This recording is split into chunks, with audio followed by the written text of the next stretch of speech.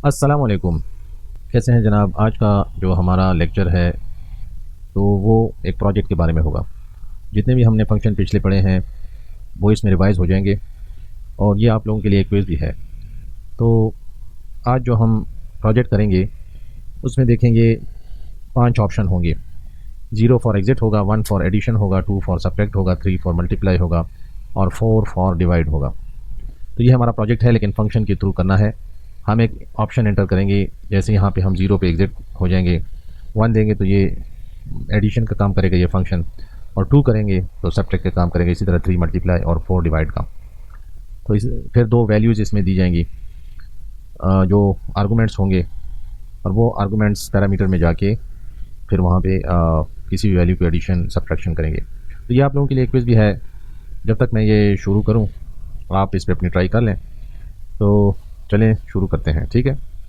सबसे पहले जब प्रोजेक्ट कोई भी चीज़ आपने बनानी है तो बंदा पहले सोच लेता है, एक स्केच बना लेता है जहन में कि सबसे पहले मैं किस चीज़ से शुरू करूँगा। तो देखें यहाँ पे एडिशन है, सब्ट्रैक्शन है, मल्टीप्लिकेशन है और डिवीज़न है। तो हम एक फंक्शन बनाते हैं डेफ का और इसे ऐड का नाम देते हैं। ये एक फंक्शन है, ठीक है। इसमें अब 2 वैल्यूज़ आएंगी ए और बी। अब इन 2 वैल्यूज़ को हम प्लस करेंगे, ए प्लस बी, और इन वैल्यूज़ को हम रिटर्न कर देंगे। हमारा ये फंक्शन बन गया, ठीक है। ये एडिशन का हो गया फंक्शन। इसी तरह हम दूसरा फंक्शन बना लेंगे जो होगा सब्ट्रैक्शन के लिए, ठीक है। ये भी है ए और बी, इसमें हमने पैरामीटर पास किए और इसकी वैल्यू को भी हमने रिटर्न कर दिया ए माइनस बी। इसके बाद हम तीसरा फंक्शन बनाएंगे जो होगा मल्टीप्लाई के लिए। उसमें भी हम 2 पैरामीटर पास करेंगे और वो मल्टीप्लाई करेगा वैल्यूज़ को, और ये वैल्यूज़ हम रिटर्न कर देंगे। फिर चौथा फंक्शन हम बनाते हैं डिवीज़न के लिए। उसमें भी 2 पैरामीटर हम पास करेंगे और उसकी वैल्यू हम रिटर्न कर देंगे ए डिवाइड बाय बी। तो देखें ये 4 फंक्शन हमारे पास बन गए हैं।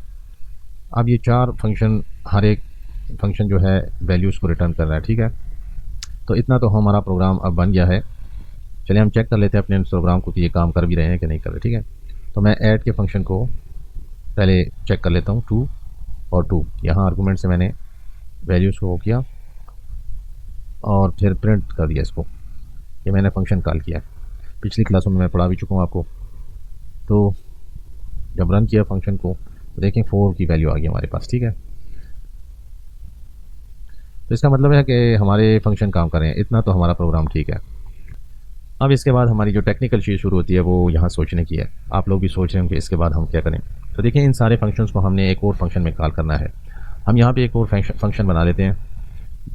फंक्शन का नाम दे देते हैं यहाँ पे गेट मैथ फंक्शन। ये फंक्शन का नाम हो गया, और इस फंक्शन में हम सिर्फ एक ही पैरामीटर को पास करेंगे जिसमें हम वो ऑप्शन इस्तेमाल करेंगे जिस ऑप्शन को हमने सेलेक्ट करना होगा, ठीक है। अब यहाँ पर मैं पहले रिटर्न ऐड कर देता हूँ।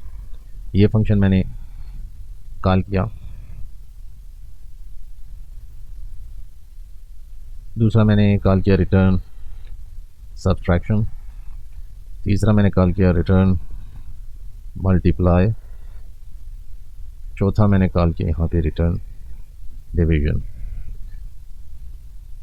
अब देखें ये 4 फंक्शंस मैंने यहाँ पे कॉल किए हैं, 4 फंक्शन। लेकिन अब अगर आप सोचें ये फंक्शन कब कॉल होंगे, जब वो 4 ऑप्शन मेरे सामने आएंगे जो शुरू में मैंने आपको दिखाए थे कि अगर 0 मैं ऑप्शन दूँ तो ये एग्ज़िट हो जाएगा, अगर 1 दूँ तो एडिशन करेगा, अगर 2 दूँ तो सब्ट्रैक्शन करेगा, अगर 3 दूँ तो मल्टीप्लाई करेगा, अगर 4 दूँ तो डिवीज़न करेगा। तो इसका मतलब है कि हम यहाँ पे इफ़ चलाएंगे, if option is equal to अगर बराबर है 1 के, तो मुझे एडिशन वाला फंक्शन ये कॉल कर दें। एलिफ अगर ऑप्शन इज इक्वल टू है 2 के, तो मुझे कौन सा फंक्शन सब्ट्रैक्शन कॉल करवा दें। अगर ऑप्शन बराबर है 3 के तो मल्टीप्लाई वाला फंक्शन कॉल कर दें, और अगर ऑप्शन इक्वल टू है 4K, तो रिटर्न कर दें डिवीजन को, ठीक है, डिवीजन का फंक्शन कॉल कर दें। अब ये सारे फंक्शन यहाँ पे कॉल हो रहे हैं, ठीक है। तो इन फंक्शन को कॉल करवाने के लिए नीचे हमें ऑप्शंस की भी ज़रूरत पड़ेगी, और फिर इस फंक्शन को भी तो कॉल करना है, ठीक है। तो दो चीज़ों की यहाँ पे ज़रूरत हमें पड़ेगी। देखें, वो ऑप्शंस 0 1 2 3 4, ये ऑप्शंस की ज़रूरत हमें पड़ेगी। ये इनपुट होगा, ठीक है, इसके बाद फिर इनपुट होगा, और उसके बाद ये फंक्शन कॉल होना है, ठीक है। तो ये आप जहन में रखें। तो ये वाइल लूप के थ्रू होगा, वाइल ट्रू। अगर वाइल उस वक्त तक ट्रू होगा जब तक हमने वाइल के ज़रिए ही हमने देखें इस लूप से बाहर भी निकलना है, ये एडिशन होती रहेगी। तो अगर हमने प्रोग्राम से बाहर जाना है तो वो एग्जिट वाला ऑप्शन जो है वो वाइल के थ्रू ही होगा। चलिए देखते हैं, इसको मैं आप समझाता हूँ आपको। यहाँ पे मैं दे दूँगा first of all print, option देंगे ऑप्शन 1 एग्जिट, एग्जिट किस पर है, 0 पर। प्रिंट एडिशन किस पर है, 1 पर। प्रिंट सब्ट्रैक्शन किस पर है, 2 पर। प्रिंट मल्टीप्लाई किस ऑप्शन पे है, 3 पर। प्रिंट और डिवीजन किस ऑप्शन पे है, 4 पर। इन सारे वैल्यूज की तरह मैं इक्वल कर देता हूँ।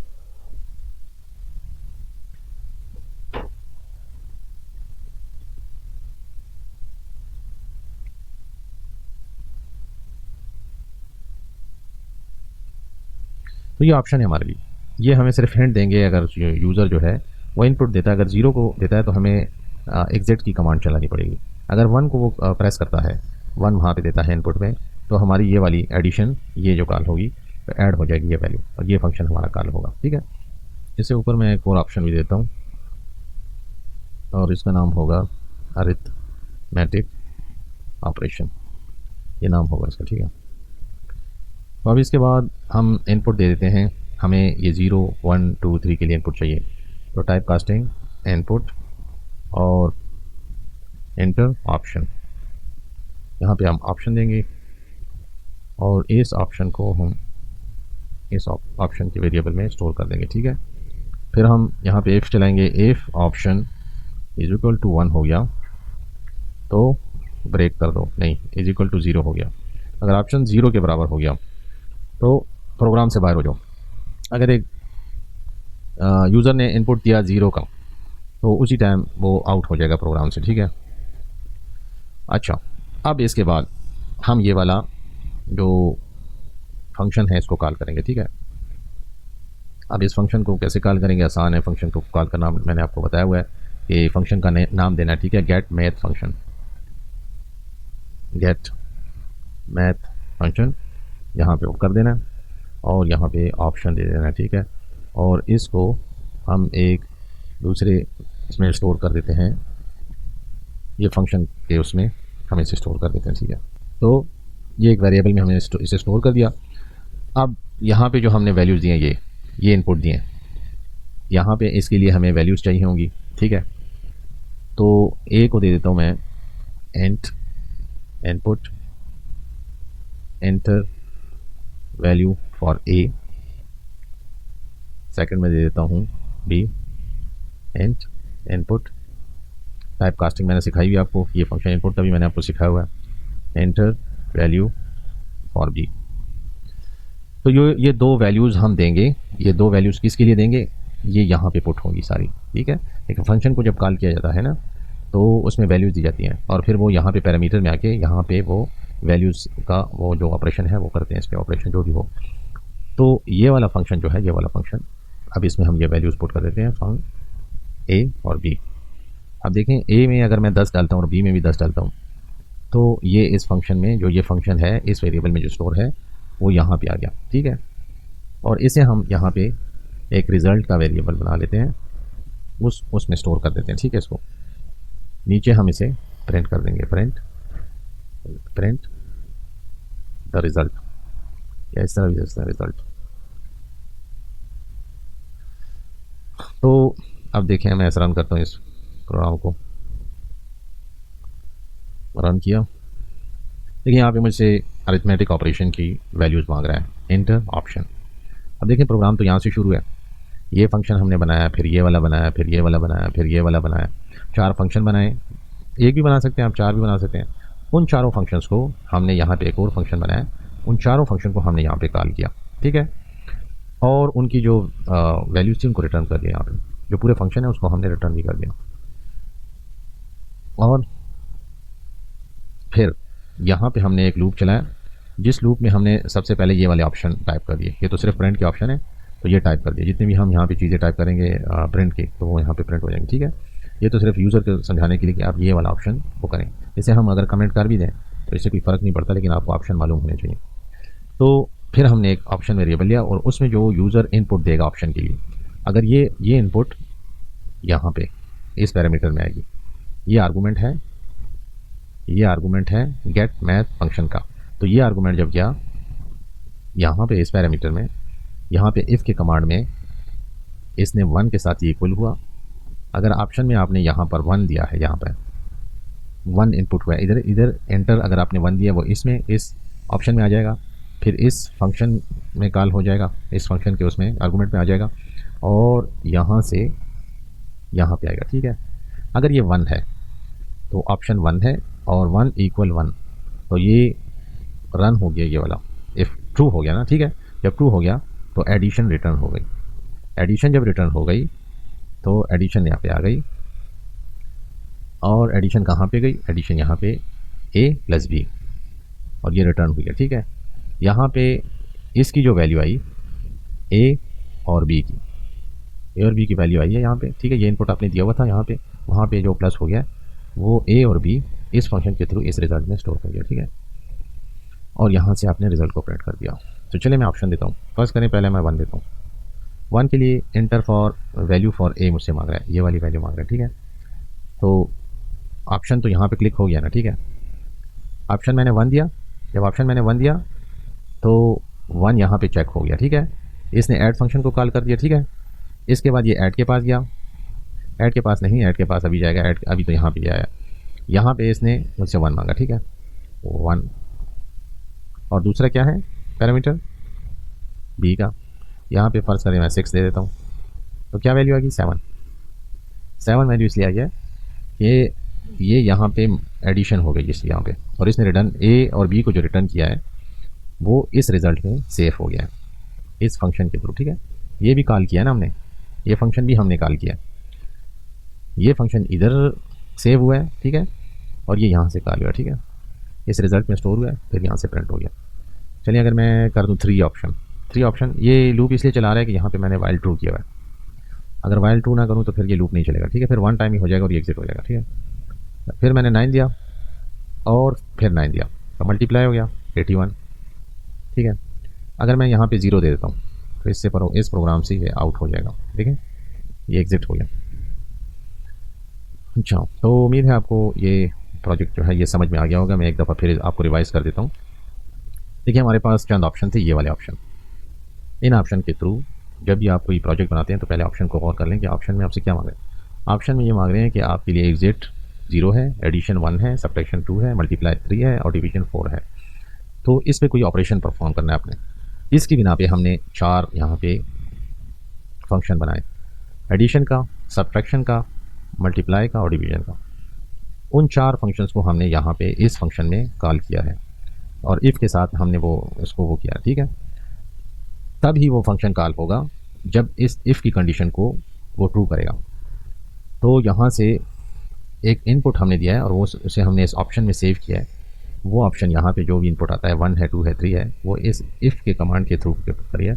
इस 1 से इक्वल हो, अगर 2 से इक्वल हो या 3 से इक्वल हो या 4 से इक्वल हो, तो वही वाला ब्लॉक चलाएगा सिर्फ। अगर एडिशन के तो एडिशन चलाएगा, अगर सब्ट्रैक्शन के तो सब्ट्रैक्शन चलाएगा, अगर मल्टीप्लाई का तो मल्टीप्लाई चलेगा, एक ही चलाएगा इन सारों में सिर्फ। और जब ये वो वाली वैल्यू वो उस ब्लॉक को चला देता है तो फिर उसी फंक्शन को कॉल करता है, ठीक है।